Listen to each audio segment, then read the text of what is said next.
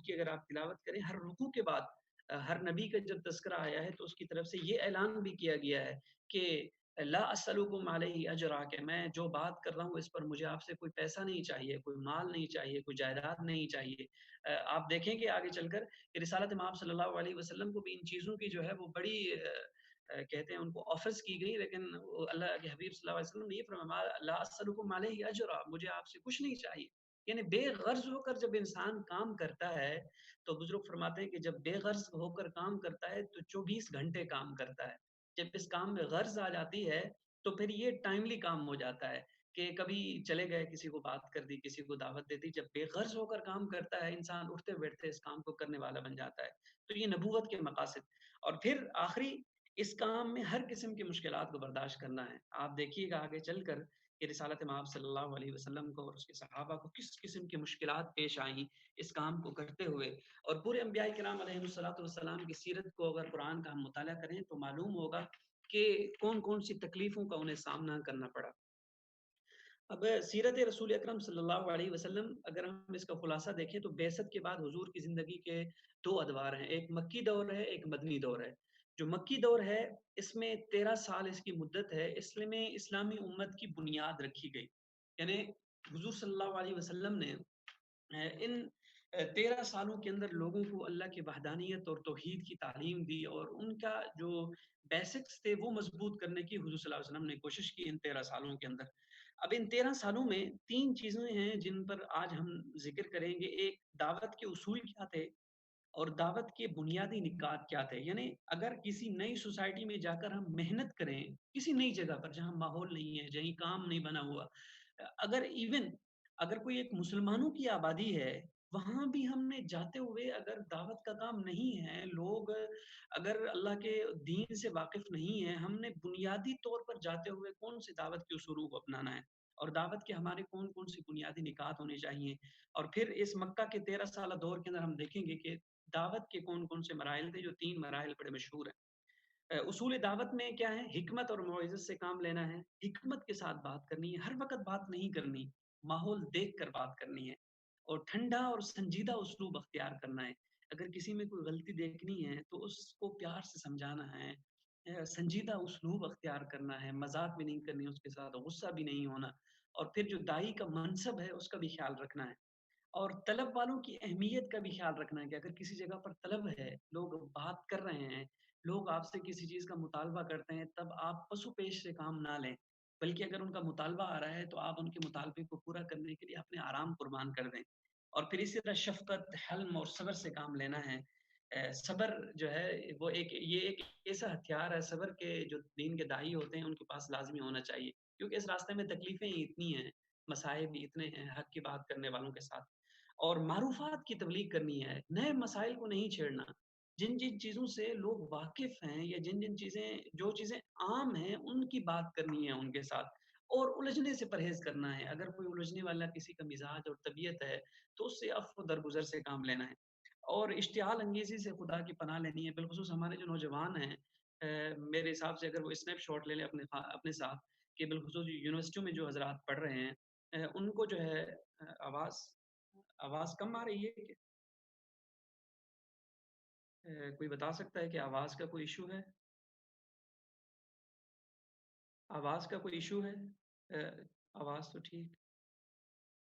اچھا اچھا ٹھیک ہے، جزاک اللہ، جزاک اللہ۔ جس کو ایشو آ رہا ہے آواز کا وہ کائنڈلی ایک دفعہ دوبارہ سے نیٹ جو ہے نا وہ اپنا دوبارہ سے لاگ ان ہو جائیں۔ جی، اور الجھنے سے پرہیز کرنا ہے، اشتعال انگیزی سے پناہ، یعنی یہ بات یہ چل رہی تھی کہ جو نوجوان ہیں ہمارے، بالخصوص جو یونیورسٹیز میں جاتے ہیں یا کسی نئی فیلڈ میں ان کو جاب ملتی ہے، تو اسے ان چیزوں کا اہتمام خصوصی طور پر کرنا چاہیے۔ یہ جو دین کے بنیادی بیسکس ہیں، اصول دعوت ہیں، ان کا وہ خیال رکھیں گے تو انشاءاللہ اللہ سبحانہ و تعالیٰ ان کے کام میں، ان کے اعمال میں اللہ سبحانہ و تعالیٰ جو ہے وہ انشاءاللہ برکت عطا فرمائے گا، اور ان کا کام اتنا نکھر کر سامنے آئے گا کہ لوگ اس پر فخر کریں گے انشاءاللہ۔ جی، اور پھر نکات دعوت کون سے ہونے چاہیے؟ مکہ کے اندر جو نکات دعوت تھے 13 سالوں کے اندر، ایک مقاصد اربع کی دعوت تھی،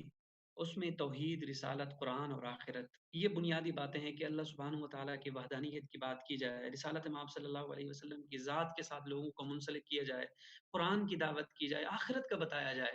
آخرت ایک ایسی چیز ہے جو لوگوں کے دلوں میں بہت زیادہ اثر کرتی ہے، اور وہ آیات یاد کر لی جائیں جن آیات میں یہ ذکر ہے کہ فَإِذَا جَاءَتِ الصَّاخَّةُ، یہ دوسری آیت میں فَإِذَا جَاءَتِ الطَّامَّةُ الْكُبْرىٰ سورہ عبسہ کی، اور سورہ نازعات کی آیات ہیں۔ پھر اسی طرح یہ آخری پارہ پورا ہے جس میں آخرت کے بارے میں ذکر ہے، سورہ انفطار ہے۔ پھر اسی طرح دوسری جتنی بھی صورتیں ہیں آخری پارے کی وہ یاد کر لی جائیں، ان کی آیتیں یا ان کا ترجمہ یاد کر لیا جائے۔ یعنی رسالت مآب صلی اللہ علیہ وسلم نے ان 4 بنیادی چیزوں پر مکہ کے اندر بڑے اہتمام کے ساتھ اس پر کام کیا، اور اخلاقی تعلیمات پہ محنت کی اور امت کی تاسیس کی، لوگوں کو جوڑا، جو صحابہ کرام تھے ان کو جوڑنے کی کوشش کی گئی، ان کو آپس میں بٹھایا گیا مختلف مقامات پر، اور مراحل دعوت تھے مکہ کے اندر۔ مکہ کے ان 13 سالہ زمانے میں پہلے ابتدائی ادوار کے اندر خفیہ دعوت دی گئی، مخصوص لوگوں کو دی گئی، اور اس کا بھی خصوصی آگے چل کر آپ کو تذکرہ آئے گا کہ کن کن باتوں کا اہتمام کیا گیا۔ اور پھر دوسرا مرحلہ آیا جس میں اللہ کی طرف سے حکم آیا کہ اب علانیہ دعوت دینی ہے۔ رسول اللہ صلی اللہ علیہ وسلم فاران کی چوٹیوں پر کھڑے ہو کر پوری قوم کو بلایا، اور پوری قوم کو بلا کر انہوں نے دعوت دی۔ اور پھر اس کے بعد علانیہ دعوت بیرون مکہ کا زمانہ آیا کہ مکہ کے آس پاس میں جتنی بھی میلے وغیرہ لگتے تھے، رسالت مآب صلی اللہ علیہ وسلم وہاں بھی جا کر اس چیز کی دعوت دیتے تھے کہ قولوا لا الہ الا اللہ تفلحون، کہ لا الہ الا اللہ کہو کامیاب ہو جاؤ گے۔ تو یہ خفیہ دعوت کے 3 مراحل آپ کے سامنے ہونے چاہیے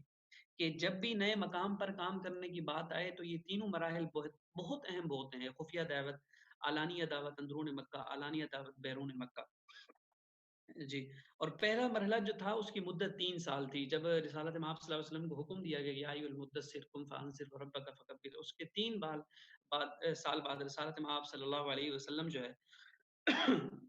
وہ خفیہ دعوت دیتے رہے۔ اس خفیہ دعوت میں ایک مرکز کا انتخاب کیا گیا۔ اب دیکھیں مرکز کی بات بھی آ گئی کہ ہمارے پاس کوئی ایک ایسی جگہ ہونی چاہیے کہ جس میں ہم چند لوگ مل کر بیٹھیں، بالخصوص نئے مقام پر، اور اس میں دار ارقم، حضرت ارقم رضی اللہ تعالیٰ عنہ کا گھر تھا، اس کا انتخاب کیا گیا، اور اس انتخاب کے اسباب یہ تھے کہ حضرت ارقم رضی اللہ تعالیٰ عنہ کا جو گھر تھا وہ بیت اللہ کے بالکل سامنے تھا، جہاں آج کل مروہ کی پہاڑی ہے، جہاں سے ہم صفا مروہ کی سعی شروع کرتے ہیں، واقعی تصاویر میں آ رہا ہے۔ اس کی خصوصیت اور انتخاب کی وجہ یہ تھی کہ یہ بالکل درمیان میں گھر تھا جو بیت اللہ کے قریب تھا۔ باقی جتنے بھی ساتھ میں آبادیاں تھی آس پاس میں، ان سب کو سب سے زیادہ قریبی گھر یہی تھا، سارے مل کر یہاں آ کر بیٹھتے تھے۔ یہ بیت اللہ کی تصویر ہے جو جدید تعمیر میں اس جگہ پر یہ صفا اور مروہ کی سعی کی جگہ ہے، یہاں جہاں سے مروہ شروع ہوتا ہے، جہاں سے صفا شروع ہوتا ہے، وہاں سے حضرت ارقم رضی اللہ تعالیٰ عنہ کا گھر تھا۔ یہ دوسری تصویر میں بھی آپ دیکھ لیں، جب اللہ تعالیٰ آپ کو حج اور عمرہ کے لیے لے جائے گا تو اس جگہ پر حضرت ارقم رضی اللہ تعالیٰ عنہ کا گھر تھا۔ یہ ایک تیسری تصویر بھی ہے، آپ دیکھ لیں جی یہاں سے جب ہم صحیح شروع کرتے ہیں تو اسی جگہ ہے، آج کل بھی یہیں سے بیت اللہ نظر آتا ہے، تو بیٹھ کر یہاں بیت اللہ کی زیارت بھی ہوتی تھی ان حضرات کو، اور وہ بیٹھ کر وہ دین کی دعوت کا کام کیا کرتے تھے۔ اب دعوت کے طریقے کون سے تھے؟ یعنی اس خفیہ 3 سالہ دور میں دعوت کے طریقے یہ تھے کہ انفرادی دعوت دینی ہے، خفیہ دعوت دینی ہے، ہر کسی کو نہیں دینی، ہر جگہ نہیں دینی۔ یعنی بعض دفعہ ہم کسی جگہ سے واپس آتے ہیں تو ہماری خواہش یہ ہوتی ہے کہ ہمیں جو بندہ مل جائے نا جس جگہ پر، اس سے بات کرنی ہے، اس طرح نہیں، بلکہ انفرادی دعوت دینی ہے، لوگوں کو جو ہے وہ الگ سے لوگوں کو بٹھا کر ان سے بات کرنی ہے، اس سے ان کو بھی اہمیت کا اندازہ ہوتا ہے، اور بات کرنے میں بھی ان سے آسانی رہتی ہے۔ خفیہ بات کریں، آرام آرام سے تذکرہ کریں اپنی باتوں کا، اور پھر ہر کسی کو بھی ہر جگہ بھی نہیں کرنے کی بات۔ تو اسی لیے ان باتوں کا رسالت میں آپ صلی اللہ علیہ وسلم اور ان کے صحابہ نے جو ہے وہ بڑا اہتمام کیا۔ سابقین اولین میں یہ حضرات انہوں نے اسلام قبول کیا۔ عورتوں میں حضرت خدیجہ رضی اللہ تعالیٰ عنہ نے اسلام قبول کیا۔ دین اسلام کی قربانیاں دینے والے لوگوں میں حضرت عورتوں کا سب سے پہلا اور بنیادی کردار ہے۔ اس میں ہم سب کی ماں حضرت خدیجہ رضی اللہ تعالیٰ عنہ کی زندگی مبارک پڑھنے کی ہے، بالخصوص عورتوں کے لیے، کہ انہوں نے دین کی دعوت کے لیے کتنی قربانیاں دی۔ اور پھر حضرت علی رضی اللہ تعالیٰ عنہ نے بچوں میں سے اسلام قبول کیا، حضرت زید ابن حارثہ نے غلاموں میں سے، اور بڑے مردوں میں سے جو رسالت مآب صلی اللہ علیہ وسلم کے بہت ہی قریبی دوست تھے، سیدنا ابوبکر صدیق رضی اللہ تعالیٰ عنہ، انہوں نے اسلام قبول کیا۔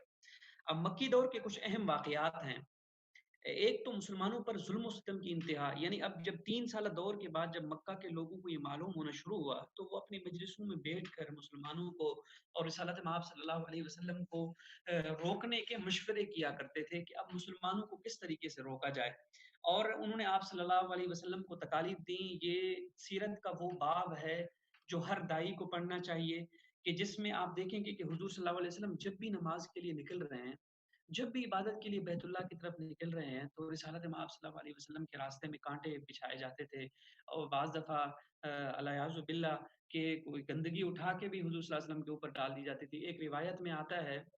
حدیث کی کتابوں میں کہ رسالت مآب صلی اللہ علیہ وسلم نماز ادا کر رہے تھے کہ کسی جانور کی اوجڑی جو ہے وہ لا کر حضور صلی اللہ علیہ وسلم کے اوپر جب نماز پڑھتے ہوئے سجدہ مبارک میں ڈال دی گئی تھی.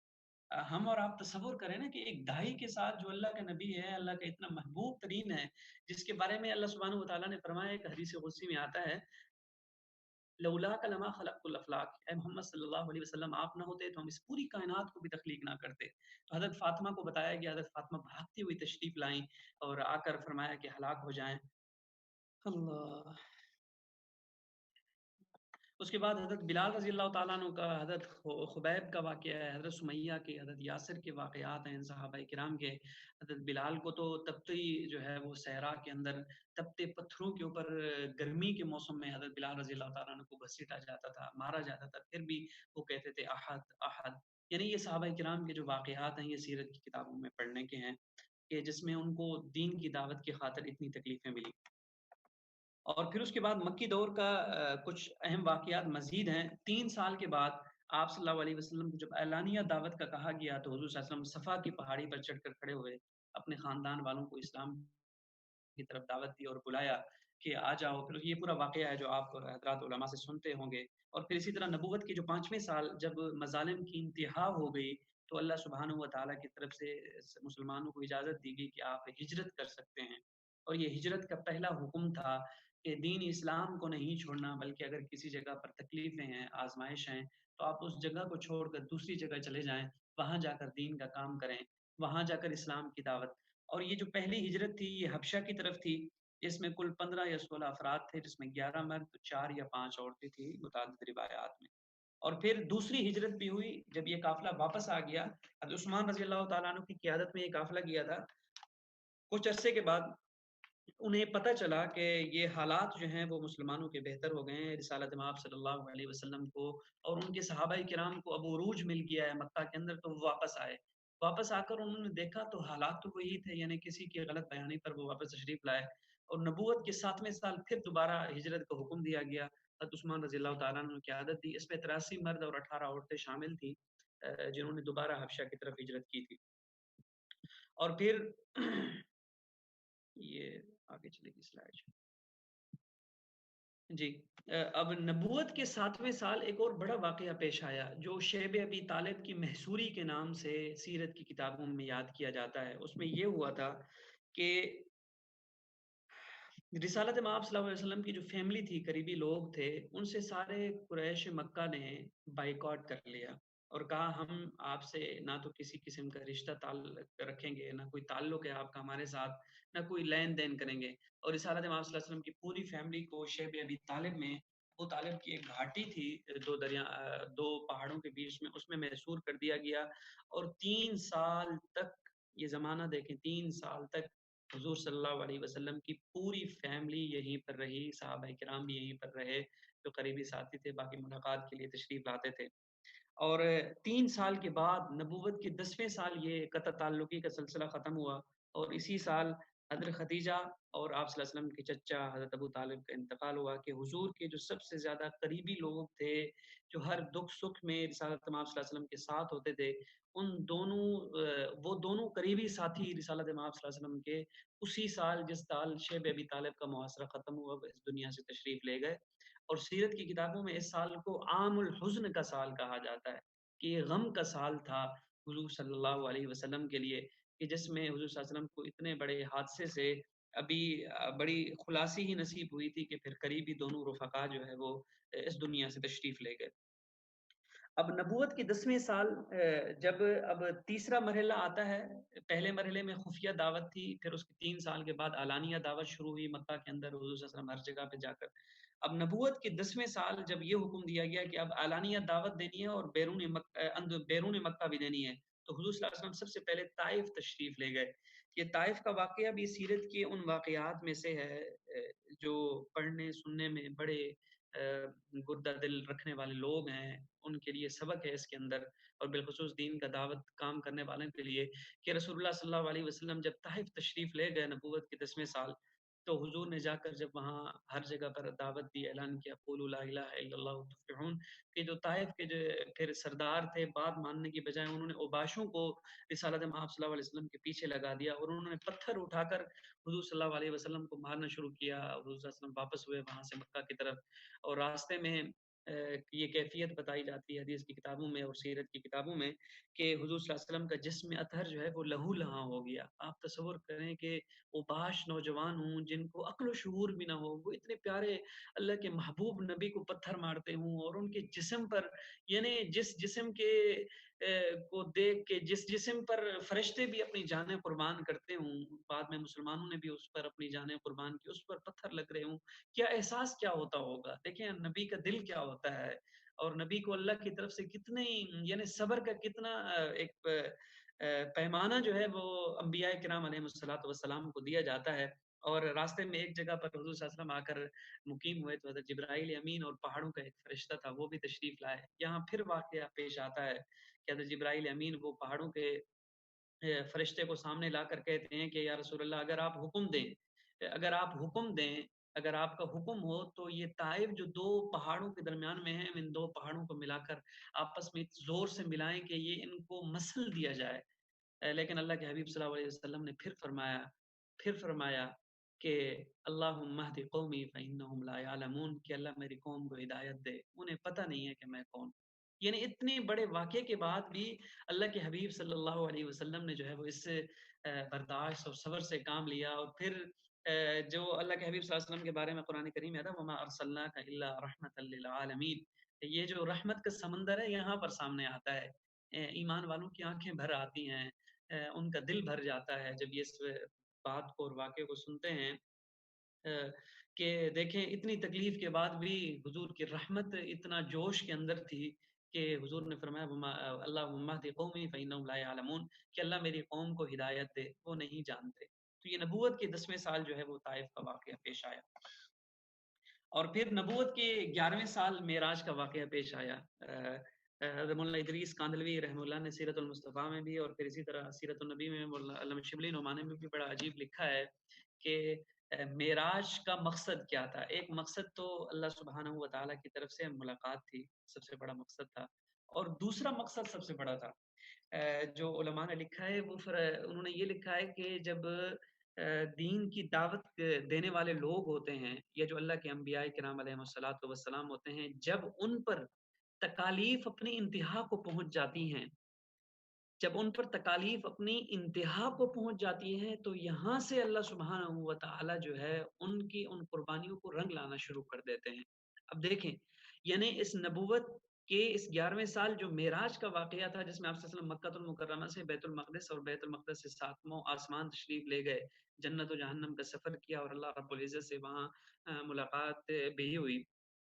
تو اس سے یہ معلوم ہوتا ہے کہ اللہ سبحانہ و تعالیٰ نے معراج کروا کے پوری دنیا کو یہ پیغام دے دیا کہ اگر آپ حضرات، اگر آپ لوگ یہ انسانیت اللہ سبحانہ و تعالیٰ کے اس پیارے محبوب نبی کی دعوت کو قبول نہیں کرے گی، تو فرمایا اگر دنیا میں آپ لوگ چاہیں گے کہ انہیں تکلیفیں اور آزمائش میں مبتلا کریں، لیکن اللہ سبحانہ و تعالیٰ کی ذات انہیں آسمانوں تک لے جا کر ان کے مرتبوں کا اعلان فرمائے گی۔ تو نبوت یہ معراج جو تھا، اسی کا مقصد بھی یہی تھا۔ یہ معراج کا مقصد یہی تھا کہ اللہ سبحانہ و تعالیٰ نے یہ اس چیز کا اعلان کر دیا کہ جو دین کی دعوت دینے والے لوگ ہوتے ہیں، جب ان کی تکلیفوں کا صبر اور پیمانہ جو ہے وہ اپنی انتہا کو پہنچ جاتا ہے، وہاں اللہ ان کی قربانیوں کو رنگ لانا شروع کر دیتے ہیں۔ آپ دین کی دعوت سے جو منسلکہ لوگ ہیں، اگر آپ ان کی زندگیوں کو پڑھ کے دیکھ لیں، آپ حیران رہ جائیں گے کہ جب ان کو ان کے علاقوں والوں سے نے تکلیف دینا شروع کر دی، اللہ نے ان کی تحریکوں کو اٹھا کے پوری دنیا کے ہر کونے کے اندر پھیلا دیا۔ یعنی وہ لوگ جو اپنے اخلاص کے ساتھ کام کر گئے، اللہ نے ان کے کام کو بڑی مقبولیت عطا فرمائی۔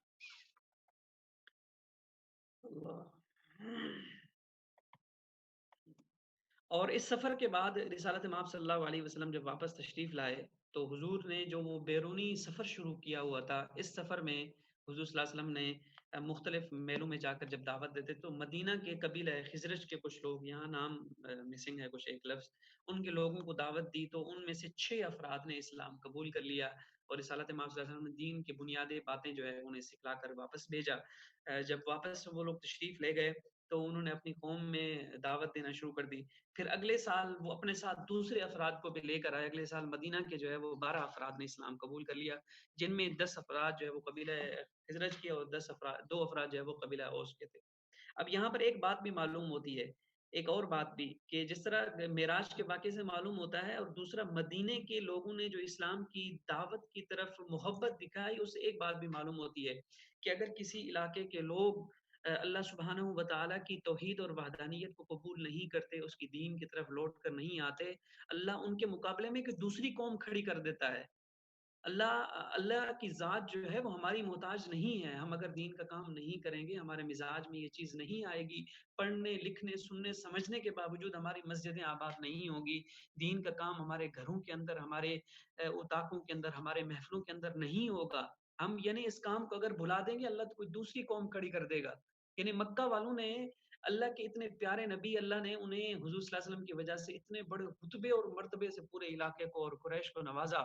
باوجود اس کے کہ یہود اور پوری عیسائی، اس دور کے عیسائی اور یہود جو ہے وہ اس چیز کی طلب رکھتے تھے، اس کے باوجود بھی انہوں نے قبول نہیں کیا۔ اللہ سبحانہ و تعالیٰ نے ان کے مقابلے میں ایک اور قوم کو کھڑا کر دیا۔ اور پھر اگلے سال رسالت مآب صلی اللہ علیہ وسلم نے مدینہ کے لوگوں کو حضرت مصعب بن عمیر رضی اللہ تعالیٰ عنہ کو تبلیغ کے لیے بھیج دیا، جن کی عمر ابھی بعض روایات میں 12 سال آتی ہے اور بعض روایات میں 18 سال آتی ہے۔ یہ واقعہ بھی بڑا پڑھنے کا ہے۔ اس دور میں اس سال جو ہے وہ 70 مرد اور عورتوں نے اسلام قبول کیا تھا، یہ تیسرا سال تھا، اور اسی سال جو ہے رسالت مآب صلی اللہ علیہ وسلم کے ساتھ مدینہ والوں کے کچھ معاہدات ہوئے اور انہوں نے پھر ہجرت کی۔ کائنڈلی یہ کچھ حضرات سوال کر رہے ہیں، میرا فضل صبور بھائی اگر آپ یہ سوال ان سے لکھ لیں تو میں بعد میں ان سب کو جواب دے دوں، تاکہ وہ بات کرتے ہوئے بیچ میں بات کٹنا شروع ہو جاتی ہے، تو مناسب یہ ہے کہ کوئی ایک ساتھی سوال لکھ لے، اور پھر اسی طرح ایک دوسری ریکویسٹ بھی ہے کہ جو آپ لوگ نوٹس بنا رہے ہیں وہ بھی کائنڈلی مجھ سے لازمی شیئر کریں، میں ان کو ایک دفعہ دیکھ لوں جو حضرات بنا رہے ہیں نوٹس، یا آخر میں ایک دفعہ اس پہ بات کر لیتے ہیں۔ تو یہ تیسرے سال جو ہے وہ حضرت مصعب بن عمیر کو وہ اپنے ساتھ تشریف لے گئے تھے کہ جب قبولیت کا وقت آتا ہے تو چھوٹی چھوٹے عمر کے لوگ نوجوان بھی قبول ہو جاتے ہیں۔ حضرت مصعب بن عمیر جو ہے وہ دائی بن کر مدینہ منورہ تشریف لے گئے، اور پھر اسی سال آپ صلی اللہ علیہ وسلم نے جب تکالیف اپنی انتہا کو پہنچی تو اللہ تعالیٰ کی طرف سے ہجرت کا عمومی حکم آیا کہ اب مکہ کو چھوڑ کے مدینہ تشریف لے جائیں، اور رسالت میں آپ صلی اللہ علیہ وسلم نے سب سے پہلے صحابہ کرام کو حکم دے دیا کہ آپ تشریف لے جائیں۔ یہاں ایک اور واقعہ بھی سامنے آتا ہے کہ اللہ کے حبیب صلی اللہ علیہ وسلم سب سے آخر میں تشریف لے گئے ہیں مکہ مکرمہ سے، اور اپنے ساتھیوں کو پہلے بھیج دیا ہے۔ یعنی یہ لیڈر کی اور قوم کے جو معمار ہوتا ہے اس کی یہ خصوصیت ہوتی ہے کہ وہ پہلے قوم کے افراد کو بھیجتا ہے اور پھر اپنے ساتھیوں کو جو ہے وہ بھیج کے اپنے آپ کو زیادہ قربانی کے لیے پیش کرتا ہے۔ تو اس لیے جب بھی دین کا کام کریں اپنے آپ کو قربانی کے اس جو ہے وہ مزاج پہ رکھیں کہ آپ کے ساتھیوں کو کبھی بھی تکلیف نہ ہو، آپ کو اس میدان یا اس راستے میں بھلے دسیوں تکلیفیں آپ کو ملیں۔ تو جی اللہ، تو آپ صلی اللہ علیہ وسلم نے مکہ سے مسلمانوں کو ہجرت کا حکم دیا اور یہ حضرات مدینہ تشریف لے گئے۔ اور پھر اب مکی دور میں ہمارے پاس آخر میں یہ 3 سے 4 منٹ ہم کوشش کریں گے کہ ٹائم پر کلاس پوری کریں۔ اب یہ جو مکی دور ہے جو 13 سال کا، اس سے ہمیں عملی زندگی میں کچھ ہدایتیں ملتی ہیں۔ سب سے پہلی اس بات کو جو اللہ سبحانہ و تعالیٰ نے میرے ذہن و دماغ میں ڈالا اپنی ایک عقل کے مطابق، اس میں یہ تھا کہ اللہ تعالیٰ انسان کو اس کی اعلیٰ صفات اور اقدار کی وجہ سے رتبوں سے نوازتے ہیں، اسی لیے انتخاب بھی اللہ سبحانہ و تعالیٰ کا لازمی ہوتا ہے، لیکن اس میں ہماری صفات کا بھی عمل دخل ضرور ہوتا ہے کہ انسان کی ذات کے اندر اللہ سبحانہ و تعالیٰ نے خیر اور شر کے دونوں مادے پیدا فرما دیے۔ اب جو آدمی خیر کے راستے پہ زیادہ چلے گا، شر کے راستے سے جتنا دور رہے گا، اللہ سبحانہ و تعالیٰ کی طرف سے جو اچھے اچھے صفات اور اخلاق اور اقدار بتلائے گئے ہیں ان کو انسان جتنا اختیار کرے گا، ان سے اللہ سبحانہ و تعالیٰ ان کو اتنے بڑے رتبے اور مرتبے سے اللہ سبحانہ و تعالیٰ ان کو نوازتے جائیں گے۔ اور پھر اب جب رتبہ مل جاتا ہے،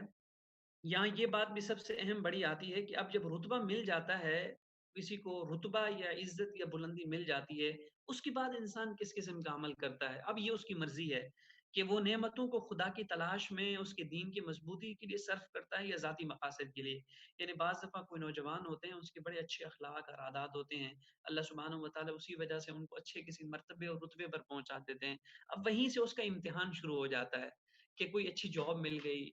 किसी अच्छी जगह पर उसकी जो है वो उसका कोई तकर्रुर हो गया। अब उसका इम्तिहान है कि उस मनसब को खुदा के दीन के लिए खर्च करता है या उस मनसब को अपनी दुनियावी ज़ाती मक़ासद के लिए इस्तेमाल करता है। यहाँ से बड़ा इम्तिहान उसका शुरू हो जाता है। और फिर इसी तरह मुसलमानों पर सबसे बड़ी ज़िम्मेदारी जो है ना, वो दूसरों को दीन और भलाई की तरफ लाना है। हमारी यानी हर चीज़ की एक अल्लाह सुब्हानहू व तआला किसी भी चीज़ को क्रिएट करते हैं या क्रिएशन जो होती है, उसमें उस चीज़ का कोई ना कोई मकसद होता है। अब हमारा मकसद यही बतला दिया गया कि आपका काम यही है कि आपने लोगों को अल्लाह के सुब्हानहू व तआला के दीन की तरफ बुलाना है, अल्लाह की वहदानियत की तरफ बुलाना है। उसमें इस रास्ते में जो तकालीफ आती हैं, फिर उन पर सब्र करना होता है। फिर उन तकालीफ का खंदा पेशानी से जो है वो सामना करना पड़ता है। बाज़ दफ़ा इंसान किसी जगह पर काम करता है, तो इतनी मुश्किलात पेश आती हैं, उसको अपना इलाका और वो जगह भी छोड़नी पड़ जाती है। उसके बावजूद अगर उस पर वो सब्र कर लेता है, सब्र कर लेता है, तो उस सब्र के फिर जो मरातिब और रुतबे उसको मिलते हैं, अल्लाह सुब्हानहू व तआला की तरफ से, उसका कोई हिसाब नहीं होता। और यहाँ पर एक बात सबसे बड़ी अहम है, बिलख़ुसूस जो उलमा हज़रात यहाँ पर क्लास में तशरीफ़ लाए हैं, मैं उलमा हज़रात ये जो स्कॉलर्स हैं, पीएचडी स्कॉलर्स इसी तरह उनसे एक गुज़ारिश ये है कि हमारे एक साहिब थे बुज़ुर्ग, वो अक्सर ये फ़रमाया करते थे कि जो दीन का काम करने वाले होते हैं, बिलख़ुसूस उलमा, अल्लाह ताला उनको 40 साल के बाद नवाज़ता है। ये बड़ी खूबसूरत बात है कि 40 साल उनकी ज़िंदगियों का इम्तिहान होता रहता है, 40 साल के बाद उनका उरूज शुरू होता है। इसीलिए जो नौजवान उलमा हैं, 40 साल तक सब्र से जम के वो काम करें, मेहनत करें, 40 साल के बाद देखिएगा अल्लाह सुब्हानहू व तआला उनको किस तरह नवाज़ता है। इसी तरह वो नौजवान जो दीन का काम करने वाले होते हैं, वो 40 साल तक अगर वो सब्र करें, सब्र के साथ काम लें, तो अल्लाह सुब्हानहू व तआला 40 साल के बाद उनको उन नेमतों से, उन मर्तबों से, उन बुलंदियों से नवाज़ेंगे कि जिस पर दूसरी सारी इंसानियत जो है वो फ़ख्र कर रही होगी। आज की हमारी क्लास का जो है वो इख्तिताम हुआ। अल्लाह सुब्हानहू व तआला जो कुछ पढ़ा गया अ उस पर अमल करने की तौफ़ीक अता फ़रमाए। अल्लाह सुब्हानहू व तआला जो कुछ आज बातें हुई, उनको याद करने की भी तौफ़ीक अता फ़रमाए। एक दफ़ा दोबारा आपसे खुलासा शेयर किया जाएगा, जो बिलख़ुसूस स्टूडेंट्स हज़रात हैं, उनसे गुज़ारिश ये है कि वो इन तारीख़ों को लाज़मी याद रखें। और आखिर में 3 अहम बातें हैं, 3 अहम बातें। हनान बेटा, आपसे गुज़ारिश ये है कि आप काइंडली मुझसे ना व्हाट्सएप पे लाज़मी आज राब्ता करें, कि आप जितने भी सवाल करें आप अपने पास रख लें, इंशाअल्लाह उन सवालों को डिस्कस कर लेंगे। हमारे ये जो अल्लाह ने हमारे बाज़ नौजवानों को भी बड़ा रुतबा और मर्तबा अता फ़रमाया है, जो दीन से उनको मोहब्बत नसीब फ़रमाई है। अल्लाह ताला तमाम नौजवानों को दीन से मोहब्बत करने वाला बनाए। आज कुछ गुज़ारिशात हैं, सबसे पहली ये गुज़ारिश ये है आप हज़रात से कि एक तो आप जो हज़रात सवाल कर रहे होते हैं, उन सवालों को लिख के आप मेरे पास लाज़मी भेज दिया करें। और फिर इसी तरह जो-जो हज़रात नोट्स बना रहे हैं, वो डेली बेसिस पर व्हाट्सएप पे नोट्स मुझे लाज़मी शेयर किया करें। और आखिर में ये आप सब हज़रात के लिए है कि जिस तरह मैं मेहनत कर रहा हूँ, मेरी टीम लगी हुई है, मेरे साथ कुछ लोग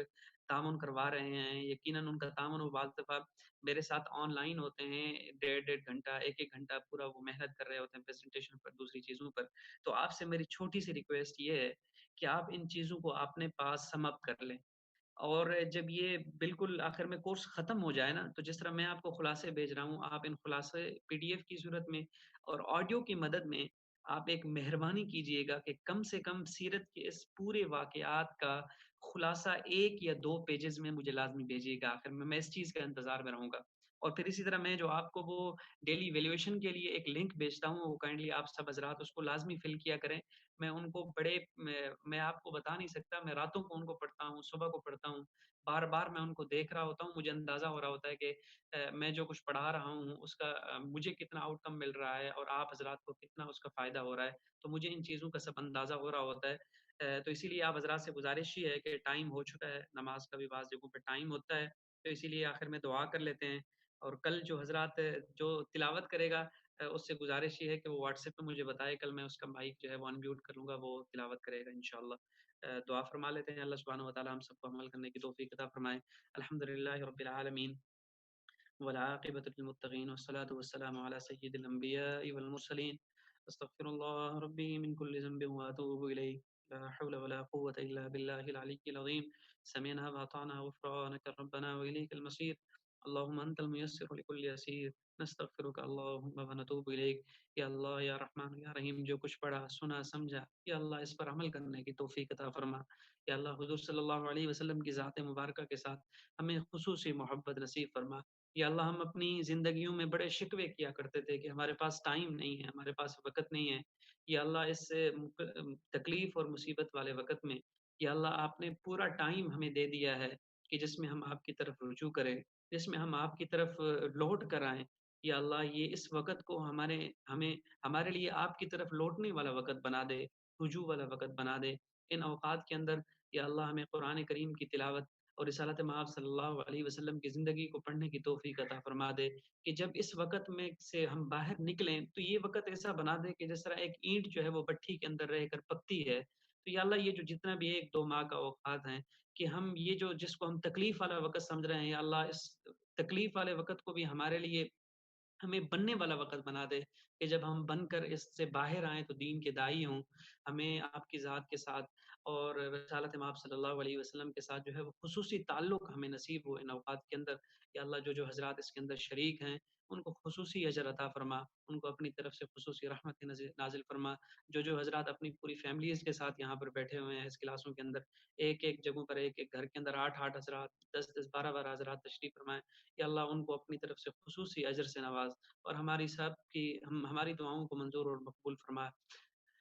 ربنا آتنا في الدنيا حسنة وفي الآخرة حسنة وقنا عذاب النار وأدخلنا الجنة مع الأبرار يا عزيز يا غفار، وصلى الله تعالى على خير خلقه محمد وعلى آله وأصحابه وأهل بيته وأتباعه إلى يوم الدين، لا إله إلا الله محمد رسول الله۔ جو حضرات نماز کا ٹائم ہو چکا ہے تشریف لے کر جانا چاہتے ہیں وہ تشریف لے جائیں، یہاں تقریباً 10 منٹ کے بعد اذان ہوگی، تو کسی قسم کی کوئی بات ہے سوالات سے ہٹ کے وہ آپ کر سکتے ہیں۔ اس کی وجہ یہ ہے کہ سوالات سارے لوگوں کے سامنے آنی چاہیے، یا بعض